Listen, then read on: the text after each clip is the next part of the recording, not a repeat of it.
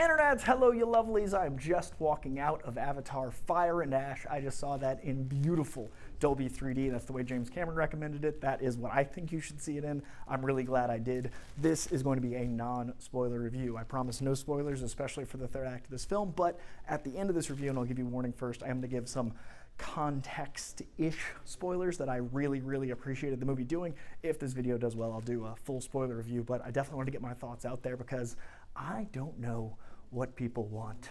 I thought this was exactly what Avatar was aiming to do for a third film. I, in fact, think this might be my favorite of the Avatars. If you get rid of the huge revolutionary style of improving in CGI the first one brought, if you go with just the movie itself, I think Avatar Fire and Ash might be the strongest of the three. So if you're new to this page, please hit that subscription bell. I cover movies, I cover TV, I cover comic books. I read about 50 to 70 comics a week, so this review is coming from the lens of a diehard nerd. So if you like genre content, hit that subscription bell. Also, please hit a like on this video so I know you liked it, and leave a comment if you want me to do a spoiler review because I have a lot to say about this one. Let's dive in.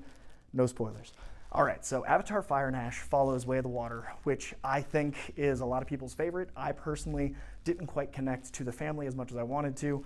That's improved here. I personally thought the animation in the second one was evolutionary from the first, and I think it evolves even more here. If you're going for a visual spectacle, this, I think, is everything he was aiming for, everything that was promised to us with that first film. There are moments in this where just like 20 or whatever, 10, 15 years ago, where I was gobsmacked to the point of stopping and going, I can't believe that's in front of me. And that's in 2025. The evolution of CGI is exponential. So the fact that I was gobsmacked by visuals this year, the fact that I had that same feeling as I did with the first one with visuals this year made me oh so very happy. On top of that, I think there are some redundancies, and that's been the big thing I've seen in some of the reviews. This is, as of recording this, at like 69, 70% Rotten Tomatoes, and a lot of people are talking about how some of the beats repeat themselves. I think that was intentional, and I think they are much more emotionally fulfilling in this iteration, and there's not that many of them. I was expecting a lot more. Maybe part of my enjoyment of the film was expecting not to enjoy it as much as I did, because this might be the first Avatar film to make my top 20 of the year. I really did love the first one, but I wasn't doing this professionally yet because I was a wee lad. Since I've been doing it, the Avatar films have been this great fandom that I've always felt slightly removed from. And I'm still definitely not like, a ride or die Na'vi. Like, there are deep, devout fans of this world.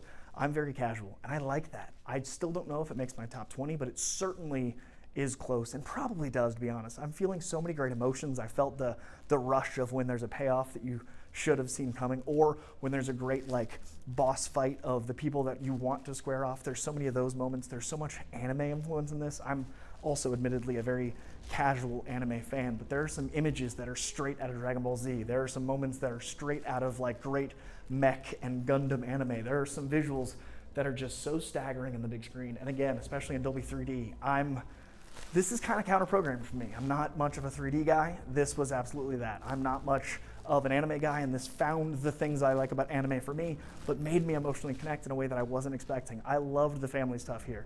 I think the family stuff introduced in the second film almost worked for me. And that was actually the problem, is I felt so close to the connection, and then I was like, oh, I wanted to get all the way there. Here, I was there. Here, I really cared about the characters. I cared about the siblings. I cared about the mom and dad dynamic. I cared about what people were actually doing to relate as a family.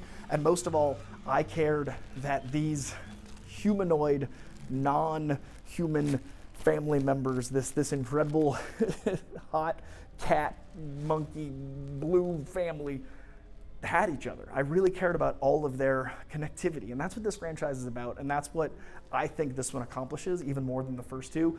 It's not a man versus nature story, it's a nature versus man story, and the way nature versus man plays off here lands so incredibly well throughout the film. Not just landing at the end, but lands, first act, second act, third act. Speaking of hot blue cat monkey people, this is maybe the randiest of the Avatar films. There is a villainess here who is the hottest animated character since Babs Bunny, since Jessica Rabbit. Good God, this goth Na'vi stole my heart. And I don't know what James Cameron was doing to manipulate frames to make me feel this way, but it worked. And that was also really interesting, how humanoid these characters become. So you're invested in emotional ways and very specific emotional ways. Like, it really got you to feel like they were real and in front of you. You cared about the emotional beats. You cared about the action beats. The action is stunning. It hits highs that I don't think the first two did. It has moments where you just lean back and stare in awe, like you did in the first one, but again, I think with a little bit more emotional weight. I think the first one had a lot of legwork to do to build this world. It had a lot of Fern Gully meets Dances with Wolves vibes. It felt familiar, but new. This one has that too, where it feels familiar but new, but in a way that's more pleasant, in a way that doesn't feel like it's something you've seen before. It's in a way that feels like it's a worthy third film in the trilogy. The more I talk about it, the more I think, yeah, this is my favorite one. So the big scene stealer, again, as usual, is, for me, Stephen Lang. Slang is incredible in this. Spider grew on me quite a bit. The kids were definitely most improved. I think the kids in the second one, I definitely wanted to spend more time with each of them, and there was like 4, and that was like a hard, introduction to juggle. The Immaculate Conception threw me a bit. The stuff with Gaia, I didn't connect with. In this one, I do. In this one, a lot of my flaws get completely recontextualized, and I like the villain more. And, okay, this is where we're getting into context-y spoilers. So, no spoilers, but just like vibes of spoilers. So, you've been warned. I'm going to wrap out the video with this. The next 2 minutes are vaguely spoilery, and if you want full spoiler conversation, again, leave a comment. But the nature versus man, James Cameron, this incredible tech genius, this inventor of so many advancements in subs and in special effects, he captures his hippiedom, but in a really beautiful, aggressive way. And I feel like the first two did that. But in life and in movies, I feel like as soon as nature is mentioned, it's passive. And as soon as you've got like the natural side of things, it is trying to be like, oh, tech's gonna win. We gotta just, figure out a way to evolve. And nature always gets like this passive treatment. And that's one of the reasons I love Poison Ivy is I like that nature is the winner. Nature is the be-all, end-all. And I love that the Na'vi are mightier than a gun. Like a bow and arrow is mightier than a gun. And again, spoiler-free, but context spoilers. The third act of this does what each of them do with nature versus tech and man, I think the best.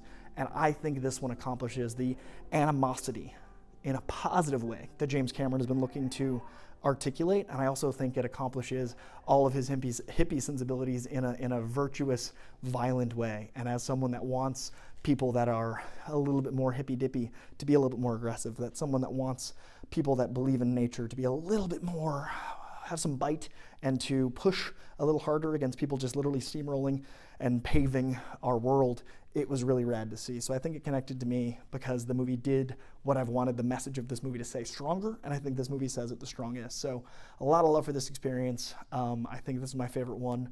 I would love to know what you thought in the comments below. I think all the things you want out of Avatar, especially with a spectacle film. If a spectacle has heart, it's the best of all possible blockbusters. If a spectacle has memorable imagery, it's doing its job. If a spectacle can make you feel nostalgic and care about the characters and be full of heart, it's hitting all the things. I think comic movies are tricky because there's an association with mythology and a certain lore. And now that Avatar's been out for 15 years and it's got its own mythology and lore, it's a tricky fandom, but it's nice to not be beholden to anything, but to grow and build. And I think this one really does that the best of them. And I really loved it. So Avatar, Fire and Ash. It's gonna be a 4 to 5 stars for me. I really loved it in Dolby 3D. I really want to know what people think. I don't think the Rotten Tomatoes is fair, especially compared to the revelry of the other two. I will say, at the end of this review, I still want James Cameron to go back to Terminator. I still want True Lies vibe stuff. I still prefer that side of James Cameron. But if he can make 4 and 5 as good as 3, I'm happy to lose James Cameron for another 5 years to other films to complete this mega set he did after this one. After 2, I was like, okay, we need him back. After this one, I'm like, okay, maybe 2 more. I think I'm in. I think I'm in for this ride. And I definitely want a Terminator 3 that feels like an honor, but I'd also be down for an Avatar 4 and 5. That's how much I like this one. So James Cameron, keep making some art, man. What an experience. What a great end of the year to have a James Cameron blockbuster in theaters and to walk out of it feeling like this. All right, leave a comment. Let me know if you want a spoiler review. Let me know what you thought of this one. Let me know what you thought of the movie, and subscribe and all that jazz. All right, appreciate y'all.